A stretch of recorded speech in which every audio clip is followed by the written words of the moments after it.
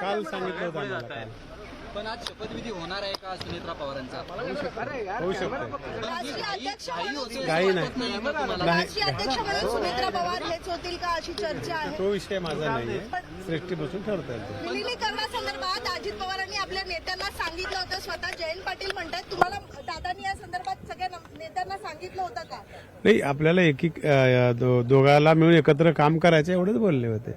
पण विलिनीकरण त्याच विलिनीकरणाच्या संदर्भातच थोडीशी बोलणी झाली होती. पण याच्यातून एक स्पष्ट होतं की अजित पवारांचीच इच्छा होती की दोन्ही पक्ष एकत्र यावेत. हो, बरोबर आहे की मग. आणि नेत्यांनी याला काही सहमती दिली होती. हो होतीच. आता वेगळा काही निर्णय घेतला तर नेत्यांचं काय एकमत राहील? सगळे मिळून सुनेत्रा वहिनीला करतील. तुमची काय भावना पवार, माझी स्वतःची भावना आहे, पवार साहेबांनी, पवार कुटुंबियांनी आतापर्यंत राज्याला एक नेतृत्व दिलंय. शरदचंद्रजी पवार साहेबांनी, दादांनी त्यांच्या नेतृत्वाखाली आतापर्यंत एवढी मोठी आघाडी घेतली होती.